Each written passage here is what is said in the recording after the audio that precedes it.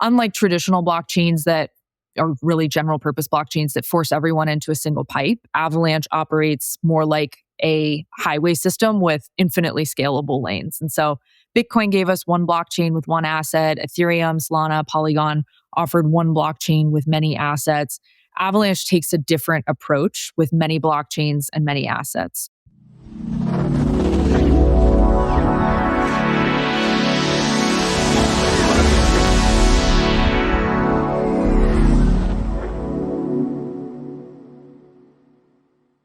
Hey everyone, welcome to the Smart Economy Podcast, where we ask your favorite builders the questions you wish you could ask yourself.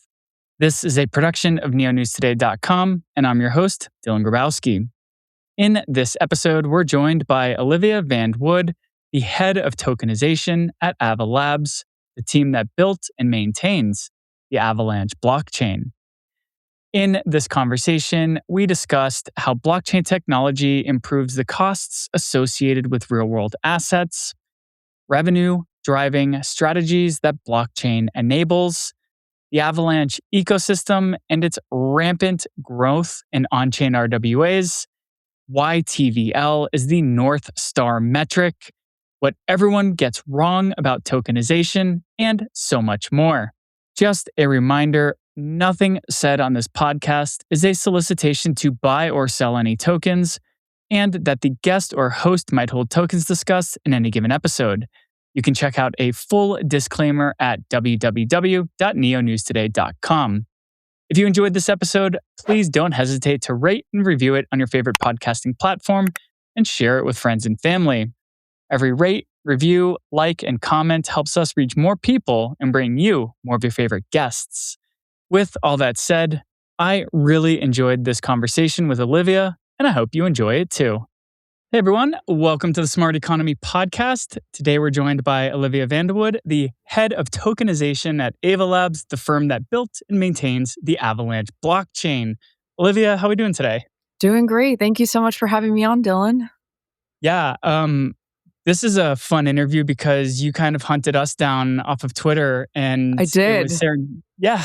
It was serendipitous because Avalanche is kind of like one of these chains that's quietly been onboarding and tokenizing and getting TradFi onto the chain, into the ecosystem. And it's kind of like an up and to the right manner slowly over the past year or so. So it's really cool to be chatting with you. So I appreciate you hunting us down. It's very much appreciated. Yeah, thank you. And multiple platforms, Twitter, LinkedIn, all of them. Well worth it. Yes. And before we jump into everything, I do have to ask, are you still writing poetry? I am. I haven't been asked that. That's such a nice question to start off with. Yes, I am.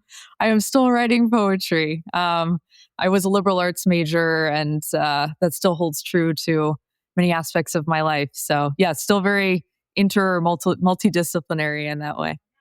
Do you use it, writing poetry, to kind of let go of some of the steam sometimes that might build up working in the crypto space? Some of the steam. Actually it's more meditative or centering. So obviously, I mean, with all of us being on Twitter and number of platforms and the number of dopamine hits that we get per day being online all the time, it's nice to unplug and focus, on one idea or one object and write about it. So I use it more as a way of centering myself. Mm-hmm. Who are some of your inspirations? Who got you into poetry? Oh, yeah. This might be a more obscure name, but Edna St. Vincent Millay, very famous female main poet. Emily Dickinson, of course. Robert Frost, Robert Lowell, a range of them. Hard to pick just one. Awesome. Cool. So what's your genesis story with Bitcoin and Ethereum? A common theme for guests on the pod, and this is my arc as well, is like first you hear about it, then you ignore it, then you look at it again, and then you laugh. And then the third time you're like, what was I thinking 5 years ago? I should have gotten into this. Yeah. Do you have a similar sort of arc? I do. I'd say really the seed was planted when I was in college. One of my friends launched a tokenized real estate project, coincidentally. And by the way, like I said, was a liberal arts major. I double majored in history and French, wrote my honors thesis on child witches of the Spanish Inquisition. So that doesn't exactly scream tokenization, but fortunately, one of my friends, like I said, launched a tokenized real estate project. And at the time, he told me, you should really read this book or guide. It's called Crypto Assets by Chris Bernitzky.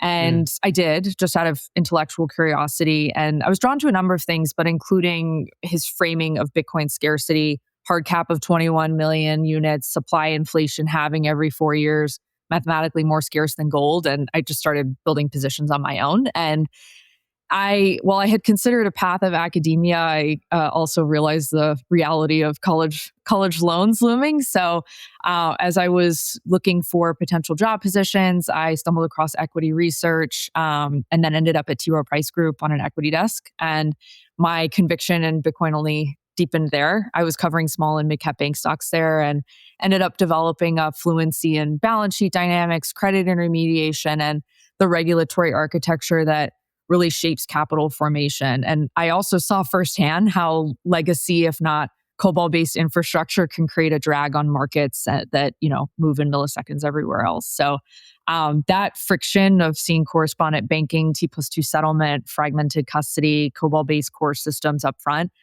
that friction really made and became the investment case. And so when I joined my team at T. Rowe in around 2020, the team asked me to publish thought leadership on DeFi and blockchain just because they knew of my own interest. And they wanted to understand more of the implications for regional bank stocks that we were investing in. And the timing was really ideal. If you flip back to that era and the time that I was at my previous firm, NYCB was minting USDF on Provenance blockchain. Acting controller Brian Brooks had just established that banks could hold cryptographic keys for customers. I think at the time, Tacit had also launched the digital interbank network. And so there was a lot going on that had ramifications for the likes of Signature Bank, Customers Bank, Western Alliance that were, considering tokenized dollar deposits on the platform. And so that experience made me into more of a thought leader internally. I got to know the Jam FinTop team as well. And so I was covering that cohort of banks that was involved with a lot of these blockchain adjacent and related initiatives. And just out of the spirit of intellectual curiosity, went down the proverbial rabbit hole, as I know is oft used, and ended up, working with the SheFi team doing, actually I've done that course a few times now. That really accelerated my technical ramp on more of the tokenomics modeling, smart contract mechanics, and DeFi protocol architecture side. And so got really excited on the technical side. And then T. Rowe ended up launching a digital assets working group. And so I got to translate more of what I was seeing in my coverage universe into internal research on, where blockchain rails could compress margins or disintermediate middlemen and restructure value chains. And coincidentally, in 2023, I also had a front row seat when the firm joined Avalanche's Spruce testnet. And that was alongside Wellington, Wisdom Tree, Cumberland. And that was to test on-chain FX swaps, interest rate derivatives, and atomic settlement on permissioned rails. And so that was really incredible to see institutional grade participants, executing test trades that settled in seconds, counterparty risk collapsing to near zero. And I got to know Morgan Krupetsky, who leads out our on-chain finance team now. She was leading that initiative at Ava Labs, and I knew I wanted to work with her. And so flash forward, joined Ava Labs about a year and a half ago to help build out the tokenization pipeline myself, working with the supply side of the equation. So think top-tier issuers like BlackRock, Van Eck, Franklin Templeton, Apollo, KKR that are bringing assets onto the Avalanche blockchain network. And then I've also been very laser focused on the demand side of that equation. So working with fintechs that have an appetite for products like stablecoin yield products or, tokenized US equities infrastructure from our partners, including OpenTrade or Denari. And I've also been very focused on cultivating our network of allocators. So ranging from VC funds to liquid funds that may have an appetite for DeFi strategies or RWAs or RWA looping strategies, for example, within the Avalanche ecosystem. And so very excited about the demand or distribution side of the equation and building that out within our ecosystem. Wow, so much to unpack there. One of the things that kind of, when we started the pod in 2022, one of the first kind of themes of conversations we were having was with third parties that were working alongside TradFi.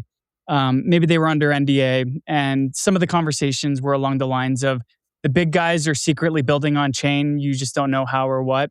So during your time at T. Rowe, or maybe at like happy hours or with your industry peers, were you talking with folks about tokenization and/or maybe ways in which the likes of like Fidelity was doing Bitcoin and Ethereum mining?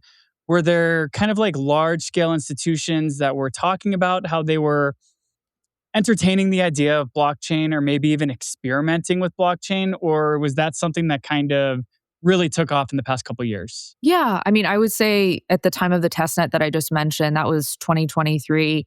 That was done in close collaboration with the likes of Wellington, Wisdom Tree, Cumberland, and other initiatives that Avalanche has worked on have been under MAS or Monetary Authority of Singapore's Project Guardian, which also brings together other heavy hitters in terms of institutions. So I would agree that many of the institutions have been working on this for a long time. You just mentioned Fidelity.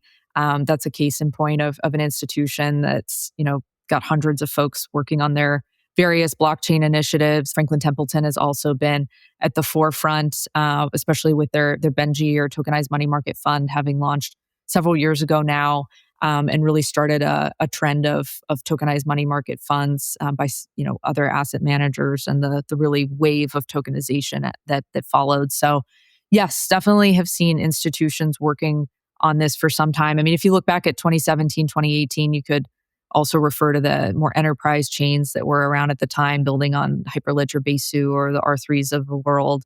And obviously, that was a different landscape just as they were working in more private permissioned instances. But certainly has been a long history of institutions participating or at least experimenting with blockchain technology, and in a very exciting turn of events that's only accelerated in the last year or so.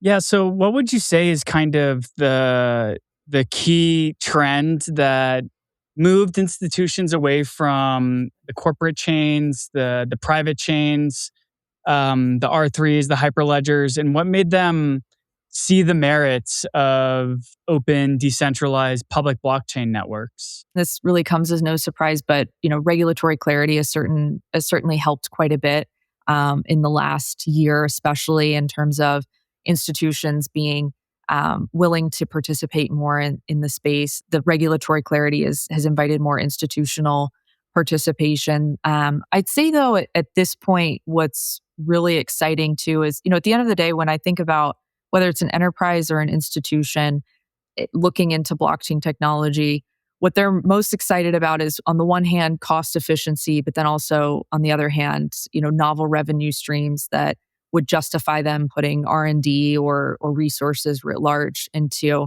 implementing blockchain technology. And so I think much of the innovation that's occurred in DeFi and blue chip DeFi protocols like Aave or Morpho or the other borrow lend protocols that have really proven the cost efficiencies and also novel revenue opportunities and capabilities has really drawn the attention of institutions. And Morpho is a great example of that. I mean, they've been partnering with pretty large names and institutions. Just last week, they announced a partnership with Bitwise, for example. That's a $15 billion asset manager that will be now doing vault curation through Morpho. And so that trend's only set to accelerate as other institutional players see the merits of vault infrastructure as well. Mm-hmm. And so as we kind of come from the 10,000 foot level down to earth, what's the sort of relationship between Ava Labs and Avalanche today? And I'd love to explain too what Avalanche is in the first place. So for those of you who may be less familiar with the ecosystem, Avalanche is a blockchain platform that enables any business to build customized blockchain infrastructure based on their particular needs. And unlike traditional blockchains that are really general purpose blockchains that force everyone into a single pipe, Avalanche operates more like a highway system with infinitely scalable lanes. And so Bitcoin gave us one blockchain with one asset. Ethereum, Solana, Polygon offered one blockchain with many assets. Avalanche takes a different approach with many blockchains and many assets. So we have our public permissionless C chain. It's fast, it's cheap, it's decentralized, but businesses can also add customized lanes that come in different flavors. It could be private and permissioned chains for institutions that need strict compliance. It could be permission control with public use for enterprises and major organizations, or it could be public permissionless for open innovation. And so what makes this pretty powerful is that everything operates under one tent, if you will. So historical enterprise chains that we were talking about earlier failed because they lived in silos. They were isolated databases without innovation or liquidity flowing in.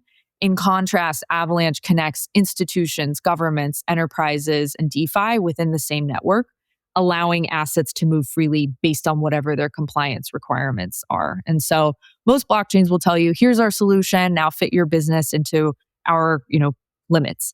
Avalanche will, on the other hand, say, how do we customize this technology for your business needs? We're really focused on building foundational infrastructure that supports businesses on their terms. So FIFA, for example, obviously a pretty well-recognized sports organization with over 5 billion fans, selected Avalanche to power the FIFA blockchain. It's a custom layer one network that's designed to deliver digital collectibles and next-generation fan engagement at global scale. And so FIFA's decision, in my view, reflects the need for verifiable digital ownership and direct engagement with massive audiences. And that's enabled by Avalanche's sub-second transaction finality, minimal fees, and really resilience to network congestion, even during high traffic events like World Cup matches. So that's what Avalanche is from an infrastructure perspective. What Ava Labs is the software development company that is supporting the growth and adoption of the Avalanche blockchain network. And so on the business development side, what that looks like in practice is really serving as a trusted advisor to enterprises or businesses that are looking to bring their existing activities on chain. Perhaps they want to unlock cost efficiencies, as I mentioned, or perhaps they want to unlock novel revenue streams by using blockchain infrastructure, as an underlying technology. And so we really serve as trusted advisors to those projects. Perhaps it's an institution that's never touched blockchain. Perhaps it's, an enterprise that has been doing test nets and maybe had an enterprise chain in 2018, but, wants to explore the Avalanche ecosystem and access the assets within the Avalanche ecosystem from Van Eck or Libera Wellington Management, KKR, Apollo, and so on. We really meet those institutions where they are and provide them with introductions to adjacent ecosystem partners that may be working on something similar or have used a similar blueprint in the past.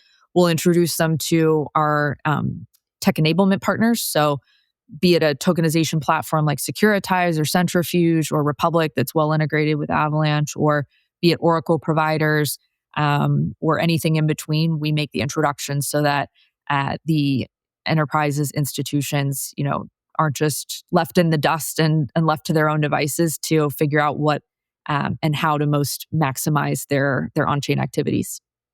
So I think one of the key themes for 2024 going into 25 and beyond was being in the room. And there were only a handful of L2s or blockchain ecosystems that were in the room on Wall Street, in the room with businesses, having sort of BD-like roles that were there to answer questions of large-scale institutions. So when we look at like the blockchain and crypto space in general, there's all these L1s and L2s and different types of ecosystems.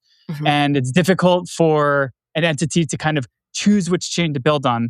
Now, I am a believer in being in the room is half the battle. So when you're out kind of pitching Avalanche or fielding calls, who are the kind of like other competitors maybe would be the best way to put it? What are the kind of like other folks that are in the room that you're kind of pitching against? Yeah, that's a really interesting question too, because being a network of layer one blockchains, Avalanche doesn't have one single competitor. Like I think there are general purpose platforms that have made their name in payments or made their name in consumer related activities. And for Avalanche, there isn't one single focus necessarily. You can build an L1, like I said, related to FIFA and consumer enterprise applications. There's applications on Avalanche related to sports and loyalty programs. For example, powering the Cleveland Cavs sports and loyalty platform through partners like Uptop. Or as I mentioned earlier, on the on-chain finance team, we've been working with the likes of Galaxy, to bring their tokenized CLO on chain. And in another example, we have a gaming vertical that's brought Nexon's MapleStory game onto Avalanche, and as well as Off the Grid, which is a first-person shooter game, onto Avalanche. And so really, we've been powering a range of applications. And so all that's to say, it's hard to name just one competitor, but certainly across the L1s and L2s, all of them are competitors in some form or fashion. I would say where we differentiate in terms of Ava Labs is we have the customizable infrastructure underpinning Avalanche, and that enables our more embedded finance strategy within the on-chain finance team that I sit on. And so we partner with businesses that use Avalanche as their financial backbone to deliver tangible business outcomes. And so our approach really helps businesses either make money through novel revenue streams or save money through operational efficiency by turning accounts into wallets or dollars into stable coins or yield into DeFi and loyalty points into tokens and so on. And that really does play out across several verticals where blockchain solves actual business problems. So to give you one example, we're working with companies that are rebuilding global payment infrastructure. One example is Axiom, AXIYM. It's a regulated liquidity as a service platform. And so they enable money service businesses to send cross-border payments without pre-funding accounts using stablecoins and Avalanche for real-time settlement. They're really proving how blockchain can power next-generation payment infrastructure and at scale.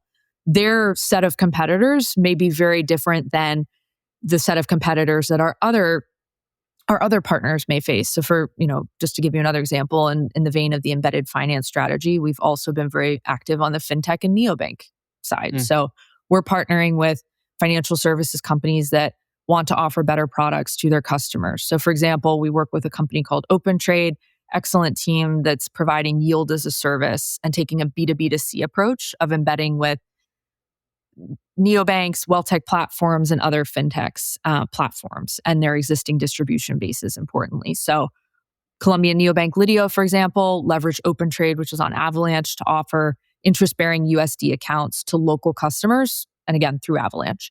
And through OpenTrade's RWA yield vaults, Lidio offered customers yield-bearing savings pots, as they're called, but with returns backed by US Treasury bills, and really operating on proven infrastructure at scale and reflecting the continued growth of our on-chain finance ecosystem. But all that's to say, OpenTrade has a different set of competitors than the payments infrastructure player Axiom that I just mentioned. So really depends on how you define, Avalanche's given vertical and the given sets of competitors.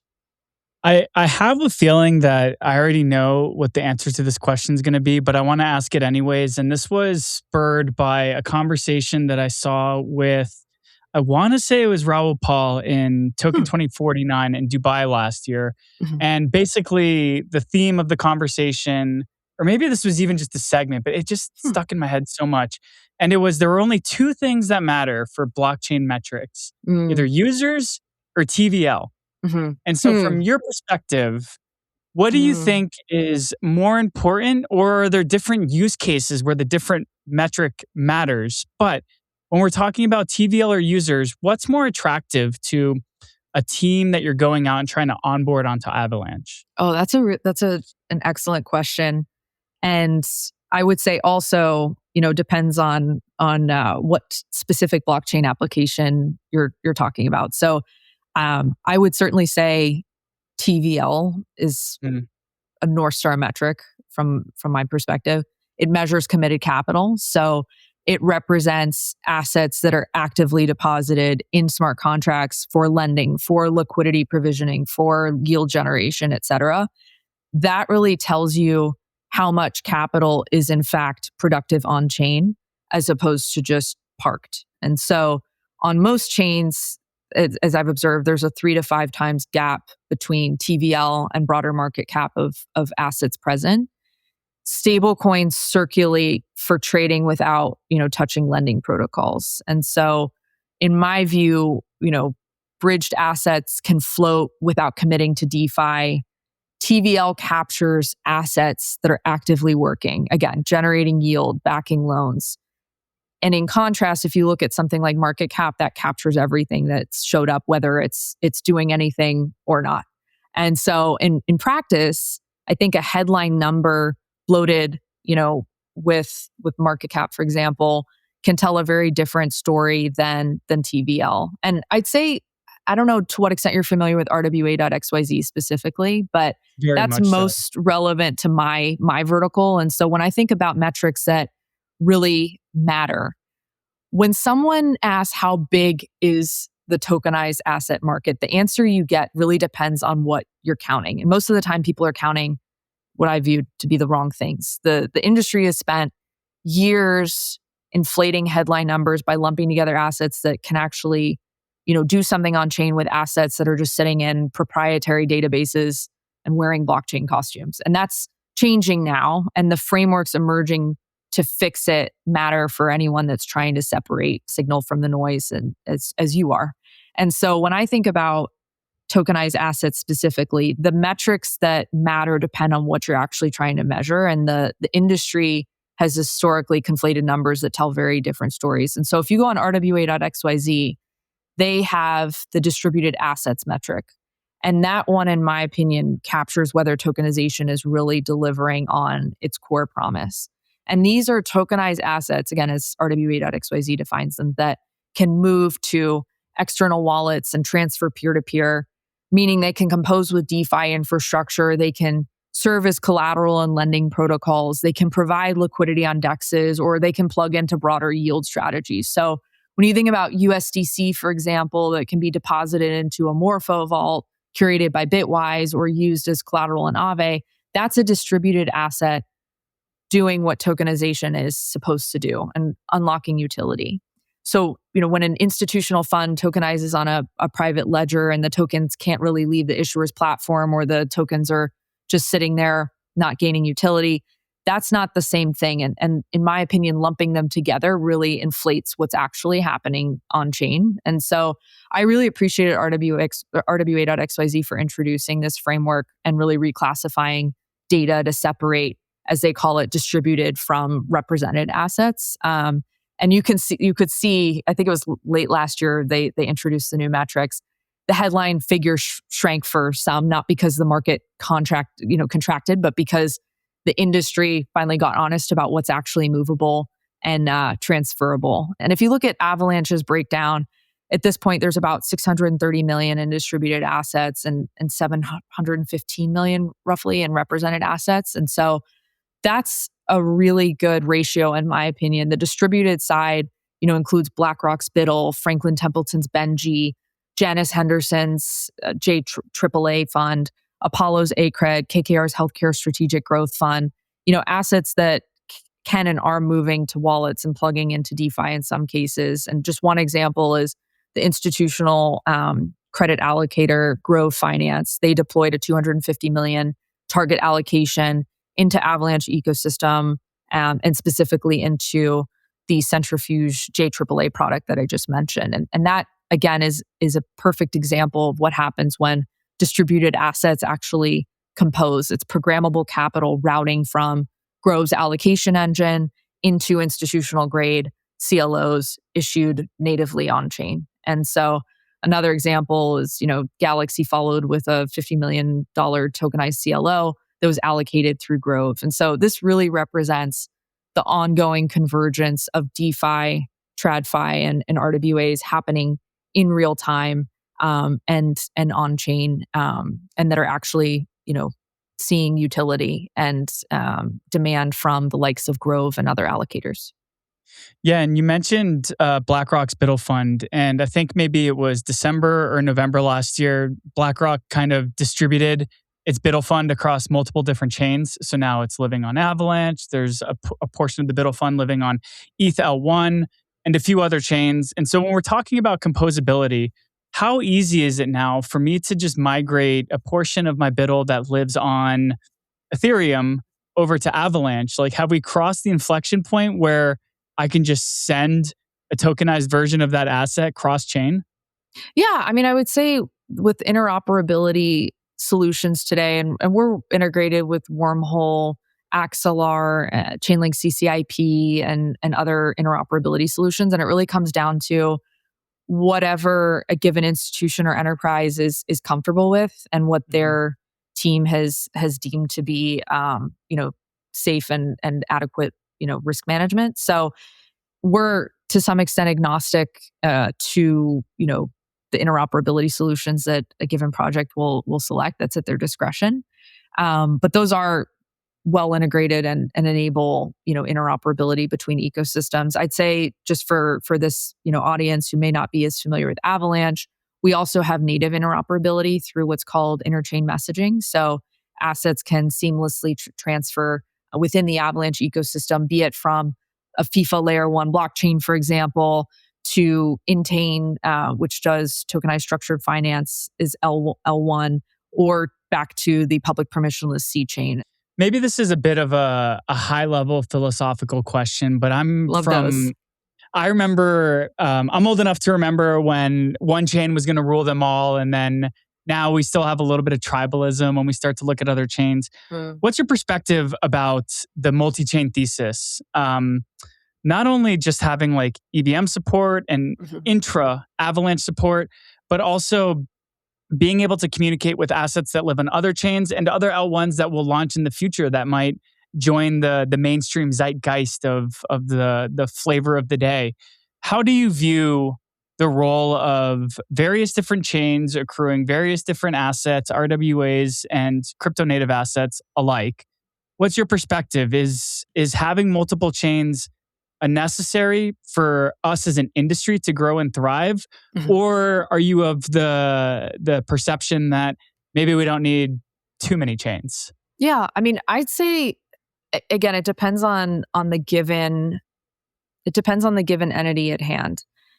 Avalanche offers purpose-built infrastructure and blockchains so that entities such as an institution that may be beholden to certain jurisdictional requirements or beholden to certain KYC, AML requirements, or which may need more fine-grained permissioning. It enables those institutions to really customize their layer 1 blockchain, again, at the chain level with the requirements that their regulators, auditors, stakeholders, board, et cetera, may require. And so I would say that the future is multi-chain, but with the asterisk that it's a multi-chain world of purpose-built blockchains, as opposed to a multi-chain world of general purpose blockchains. And for all the reasons that I mentioned earlier, if you think about an institution that may be considering an L1 versus an Avalanche L1 versus an Avalanche L2, there are real concerns to be had for a scenario such as, Taylor Swift, for example, launches an NFT on an L2, and that may impede or impinge upon the execution of a bilateral spot FX trade that an institution elsewhere is doing. And so there are real issues to be reckoned with as an institution when considering the ramifications of sharing an L2 with other entities that may be unrelated. So that's one aspect as well for entities and institutions, such as institutions to consider is on the congestion side. Who are you sharing the chain with? And that leads many institutions to want their own chain and their own block space to really tailor to the requirements at hand, or to avoid congestion problems or many of the other customizations that you cannot make on a general purpose chain. Let's take one quick step back so that we can take two steps forward. Of course, a lot of our audience is crypto native, but I always want my mom to walk away learning something new. So when we're talking about tokenization, what exactly is it? Because somebody who's been in crypto since 2013 might say, remember Namecoin or the color coins on Bitcoin, or maybe even CryptoKitties on Ethereum, or you name it. And then tokenization today could mean something very different for a bank or a TradFi institution. So what is tokenization? And from your perspective, what exactly is it? Yes. I mean, at its at its simplest, it is representing an asset as a digital token on a blockchain. Much of what I do in my role is myth busting as it relates to tokenization. Okay. And so one thing that I would flag for this conversation is that what everyone gets wrong about tokenization is that the bottleneck really isn't the product. It's not about how many vaults you can launch or what APYs you can offer. The actual constraint is distribution economics. And most projects, in my experience, are optimizing for the wrong thing. So think about what a fintech faces when they want to offer yield products to their customers. They have this brutal build versus buy calculation staring them down. If they build in-house, they're looking at months of legal work, negotiating with asset managers, sorting out multi-jurisdictional, compliance requirements, building frameworks from scratch. Or they can integrate an API in a matter of weeks and go to market immediately. Most tokenization projects completely ignore this reality. They're out trying to acquire retail users one by one. They're grinding through the customer acquisition while platforms that built B2B2C infrastructure just plugged into apps with millions of existing users and called it a day. And I point to projects building on Avalanche like OpenTrade, as well as Intane in conjunction with FIS. And they represent two different but very equally effective approaches to solving the distribution problem. And understanding how they did it really explains why our RWA growth on Avalanche has looked different from everyone else's. So OpenTrade, as I mentioned, they do yield as a service infrastructure. They show up in a lot of ecosystem mapping for tokenization. And there's a reason for that. They let fintechs offer yield products backed by serious names. Think Franklin Templeton money market funds, Wisdom Tree private credit, BlackRock's high yield corporate bond ETF. And they've, in just 18 months, secured 25 plus fintech partnerships across LATAM, Africa, Europe, APAC. They're global. And they've created 2 vaults on Avalanche. And that represents just really the tip of their distribution model. And as opposed to most RWA platforms that are, celebrating their 100th retail user, OpenTrade plugs into very intentionally distribution channels with millions of existing customers. And that's not just for faster growth, but it's really a fundamentally different category of execution. And I would say that their approach reveals 3 pretty critical gaps that most projects miss entirely.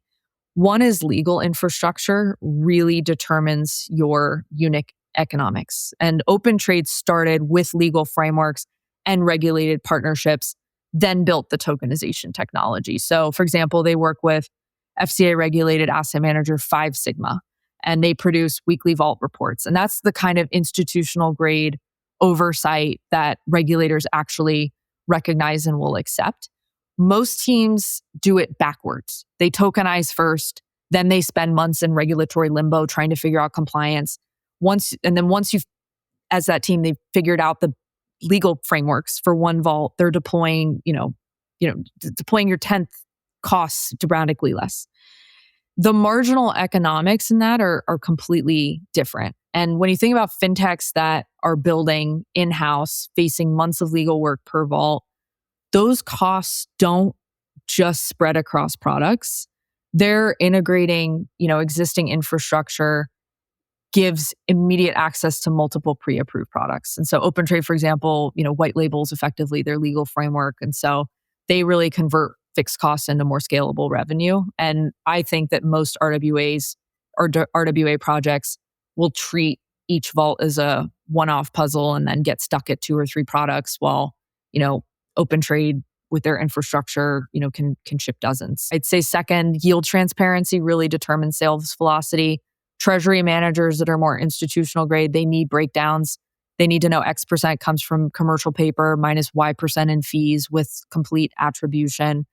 They can't encounter opaque yields because otherwise their partners will inherit the black box and can't answer their CFO's questions about risk exposure. And that really translates into longer deal cycles and higher churn rates longer term.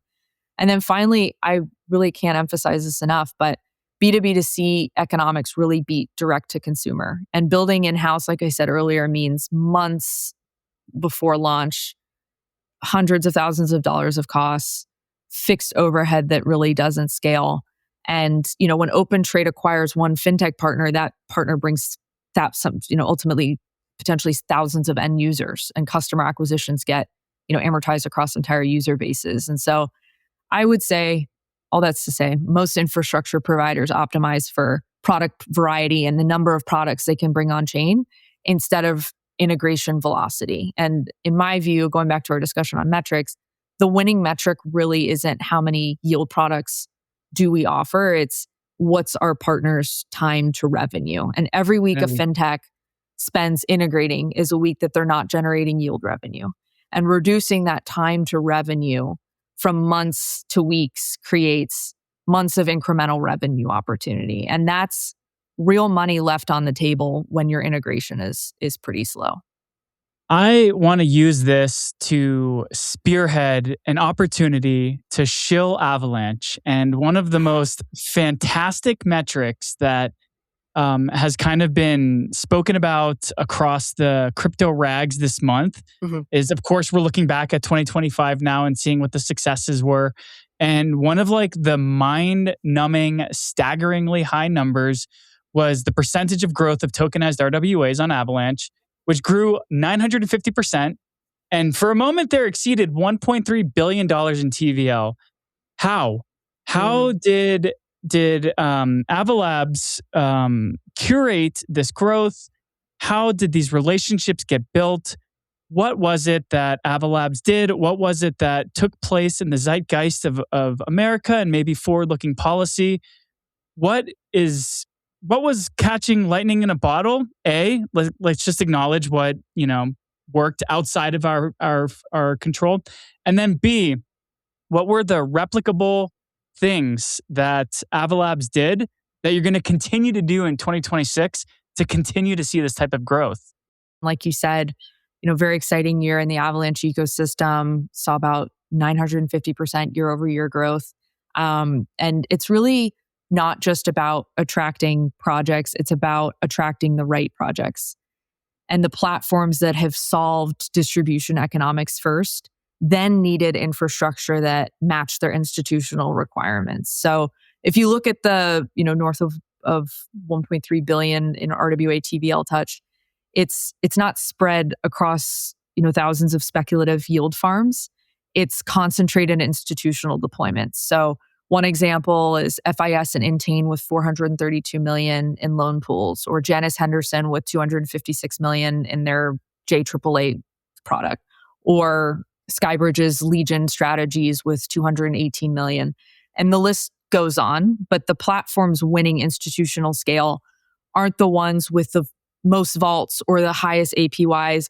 They're the ones that make distribution economics work. And so that reduced time to revenue from months to weeks, that can convert, fixed legal costs into scalable infrastructure, and that ultimately plug into robust existing customer bases instead of, grinding through one by one acquisition. And so the path to institutional scale, in my view, also comes from making the build versus buy decision really obvious. And Avalanche's growth is what happens when, infrastructure aligns with that reality. But I'd say, just stepping back too on the institutional deployments, I mean, those are years-long relationships, much longer sales cycles, as you might call them, that take a number of hours of handholding and educational sessions with institutions to ensure that they get up the educational learning curve that is blockchain, that is understanding the Avalanche ecosystem, that is understanding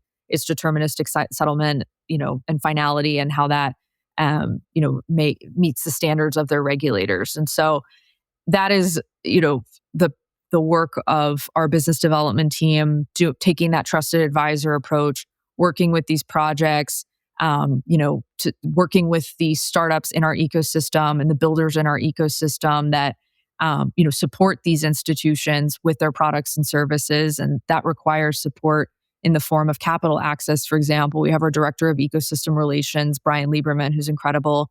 And he plays matchmaker effectively between the startups and the builders in our ecosystem that may be raising and our allocator network that are willing to support these teams. It takes joint go-to-market strategizing. It takes working with institutions to ensure that they make their way up the educational learning curve, that they have the requisite integrations with, as I mentioned earlier, tokenization platforms like Securitize, Republic, the Apex Tokenies of the world, the other platforms that provide these services that they need, be it Oracle providers, be it in the form of other marketing support or whatever it may be. We really do take a holistic approach to supporting institutions where they are and where they need to be.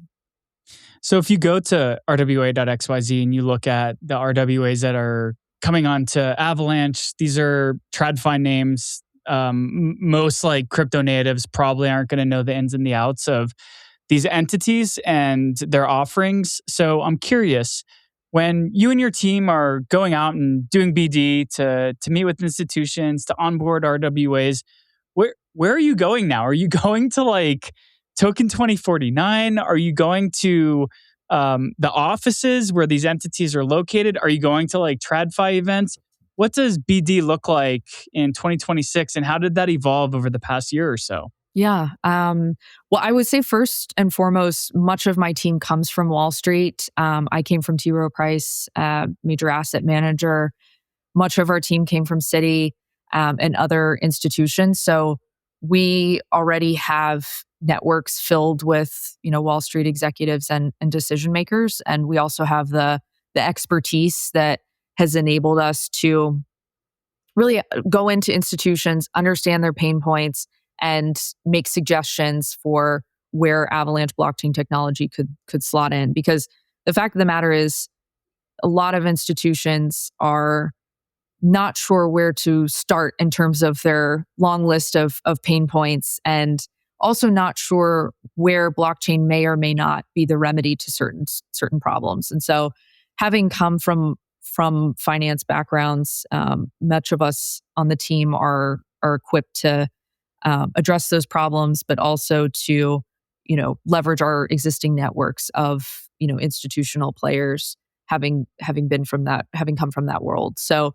that's one aspect. I'd say now in terms of the conference circuit, I mean, certainly we have a presence at Token 2049. We've got our head of Asia and team heading to Consensus in a couple of weeks. We're at ETH Denver. So we definitely make the rounds as far as conferences go, but I would say much of my energy is focused on more of the Web2 conferences. So as I mentioned earlier, I'm very excited about opportunities within the fintech landscape. And so I spend a lot of time going to more TradFi as well as neobank or fintech focused conferences, as those are the entities that I want to bring on chain. So it's a mix to answer your question. I'm on the road quite a bit. I also go to some of the regulatory events as well. I've been to some of the SEC roundtables in person in DC, have been to some events on the Hill. And so it really is a mix of events. And,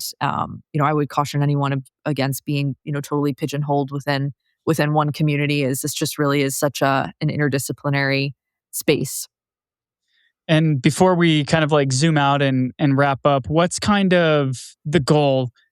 We mentioned that TVL is the North Star metric. So like, what's the golden goal that Avalanche is shooting for? Right now, DAV is around $635-ish million. Is this kind of a number that you're trying to increase? Are you trying to onboard X amount of new funds? What's kind of like the objective metric that the team is shooting for in 2026? Yeah, absolutely. And I would also caveat it by saying that, again, because Avalanche is a network of layer one blockchains, we all have our respective goals on the team. In my case, leading out tokenization, I'm very excited about the distributed assets metric that I mentioned that RWA.xyz demonstrates. But really what that is at its core is bringing high quality assets into the ecosystem, but also giving utility to those assets. And so that'll be a major focus for me in the next year. But I would say making the North Star vision is really to make businesses better with blockchain technology. And while it may sound simple, I don't think that many teams have focused on doing just that and bringing traditional Web2 companies on chain and re-engineering their backends with tokenization, smart contracts, and all of the things we know and love about blockchain. And so I'm very excited to see our continued efforts in bringing new asset classes on chain. And one area that our team has been very focused on is private credit. And obviously there's, tokenized private credit opportunities and accessing those yields. But something that's quite counterintuitive is that some of the best performing assets in private credit aren't getting financed. And it's not because they're risky. They actually perform incredibly well. The problem is that the operational infrastructure moving money is so slow that by the time traditional lenders can fund these assets, they've already matured. And so that's where we're excited, is really upgrading private credit processes with blockchain technology to make it more efficient. And let me give you a more concrete example.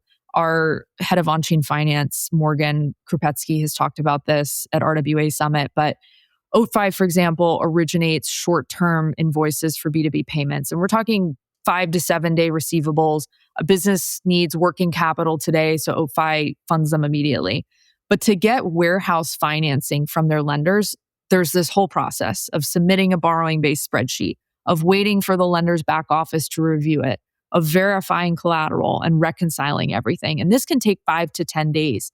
And when you think about it, you just funded a 7-day asset, but you can't get leverage on it for 10 days. So what's happening? You're bridging that gap with your own equity capital, which costs way more than debt. Your margins get crushed, and capital markets teams are burning half a day every week manually reconciling Excel spreadsheets against facility terms. And so this is fundamentally a trust problem. Lenders need to verify that assets are exactly what originators claim, that they're performing correctly, and that cash flows to senior, creditors first.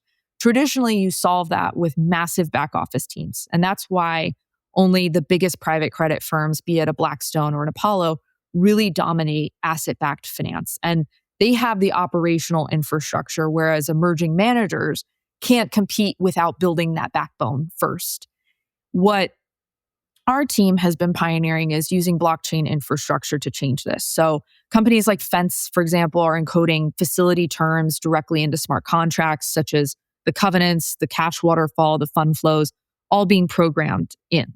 And then they automate the monitoring and the settlement. And what used to take a week now happens in real time. You originate an asset, collateral data flows in automatically, the smart contract verifies everything, and funds release instantly. And there's no spreadsheets or reconciliation or delays, as I just mentioned. And the really exciting impact is that some originators are seeing their total cost of capital drop 30 to 40% through pure operational efficiency without even changing the interest rate. So suddenly a small fund can compete in markets that used to require huge teams, and originators aren't stuck with 1 or 2 lenders anymore because they have real allocation ability. And so what people miss, in my opinion, is this isn't really about tokenizing loans to trade on some exchange. It's really about using blockchain infrastructure to fix the operational plumbing of traditional finance and its businesses. And the end borrower has no idea it's happening on chain. I mean, they have access to the information, but they don't need to know what's happening on chain.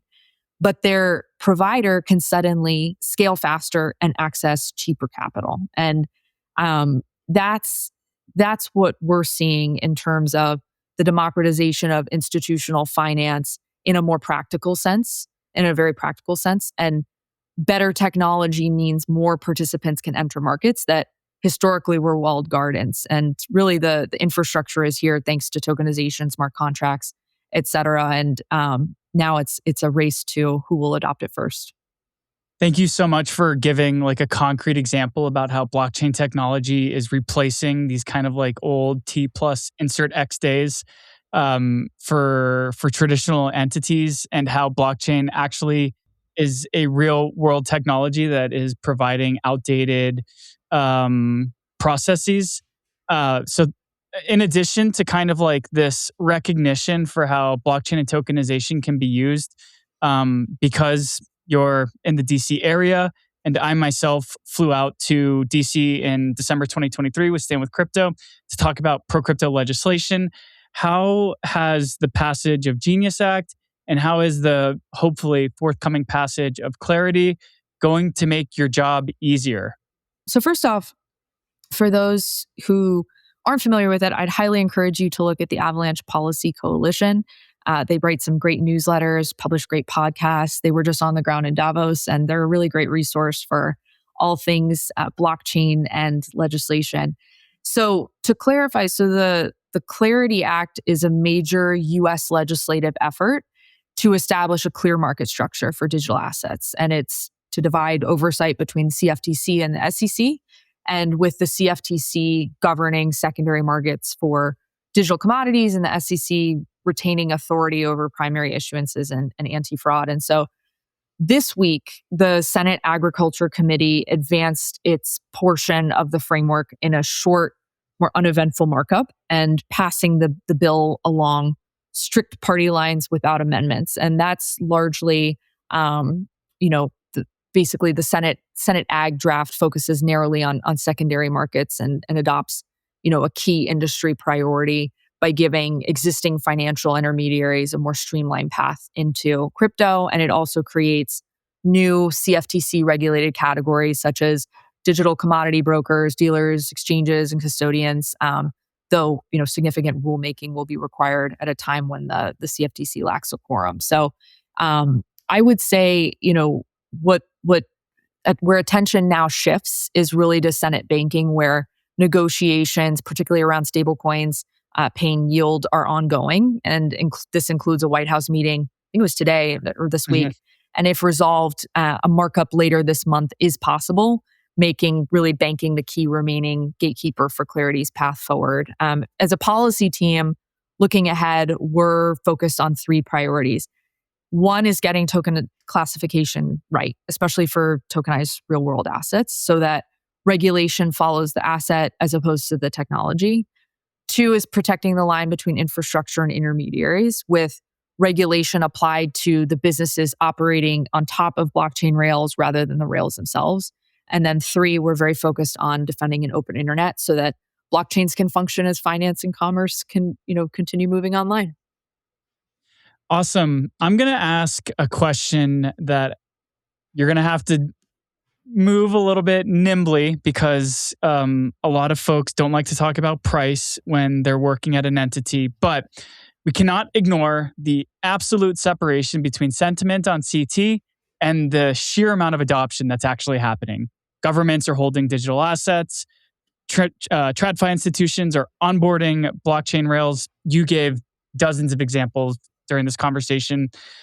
Where is the disparity between current sentiment and adoption? Why are we seeing such sentiment in the gutter right now? Yeah, well, I would say first of all, in my opinion, one of the most misunderstood signals in crypto right now is the disconnect between network activity and price. And I view this actually as a sign of maturity as opposed to weakness. In earlier cycles, one could have observed that everything moved together and the sentiment ripped, on-chain activity ripped, and then the music stopped and everything collapsed. And that was classic reflexivity, where speculation would feed on itself. But what's different in this year, early 2026, is that the systems keep running even when the market mood doesn't. And you can really see that across the board. There's infrastructure doing real throughput on the institutional side. You've got rails and products continuing to evolve, even as positioning gets de-risked. Obviously ETFs saw some outflows earlier this month, and yet the build out continues. And so even looking at Avalanche, Q4 2025, the network hit record usage.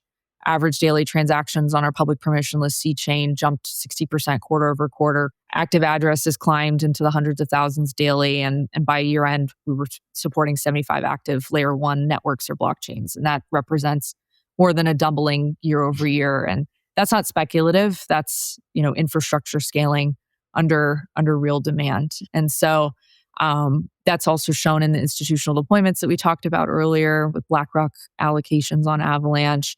MUFG-backed Progmat migrated tokenized securities to an Avalanche to serve regulated Japanese financial institutions. FIS partnered with Intane to tokenize and manage loan assets across thousands of US banks. None of that seems to generate headlines, but it does represent really high quality institutions with long deployment horizons increasingly entering the space. And so I know sentiment is really stark right now. I think the crypto fear and greed index printed at 16, extreme fear. Bitcoin lost, some support. So the natural question is really, if people are building and transactions are happening, why does it feel bleak? And I think that's what happened. That's what it looks like when an asset stops being, purely speculative and really becomes more structural. And in traditional markets, fundamentals and price are related, but they're not the same exact signal. You don't reprice Visa every time transaction count ticks up.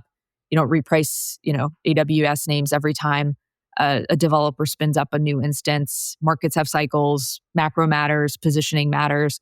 And I think crypto's really learning that separation for the first time. Awesome. Well, thank you so much for spending an hour with us, Olivia. If anybody's heard this or you want people to reach out to you, what's the best way that people can connect with you and who are you looking to connect with? Yeah, absolutely. Well, please feel free to reach out to me on Twitter, Crypto Reine, which is Crypto Queen in French, CryptoReine. And also, please feel free to reach out to me on LinkedIn. You can see my name here, Olivia Vande Woude.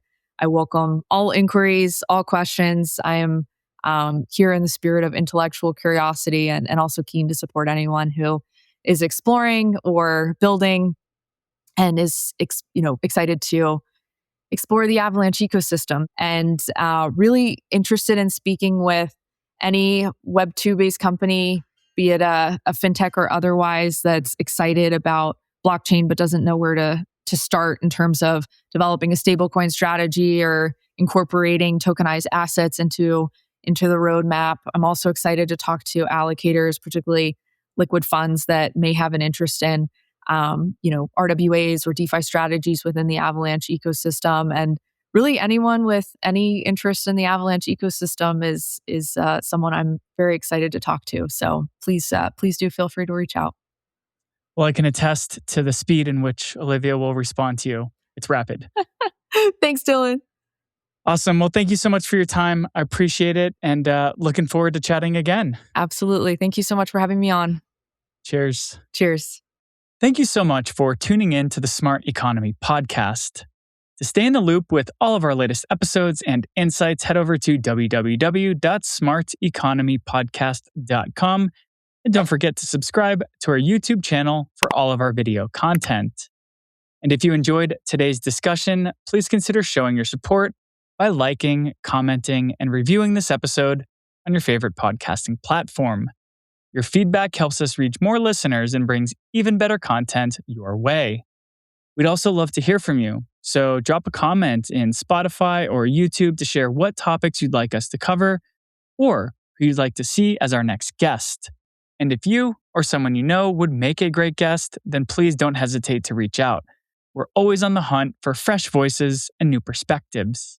And for our NEO token holders out there, please consider voting for NEO News Today as your council representative.